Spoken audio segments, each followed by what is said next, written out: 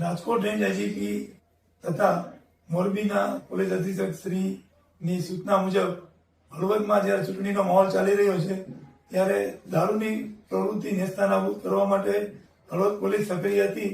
દરમિયાનમાં Halvad police inspector Shri અને એના સ્ટાફને હળવદના હાઈવે રોડ ઉપર પેટ્રોલિંગ દરમિયાન એક કારમાં આમ આદમી પાર્ટીના બે નેતાઓ દારૂની મહેફિલ મારતા મળી આવ્યા હતા, જેમના નામ છે વિકાસ કુમાર વિજયકુમાર, જેઓ દિલ્હીના રહેવાસી છે, અને સાથે હિતેશ મનસુખભાઈ વરમોરા, જે હળવદના રહેવાસી છે.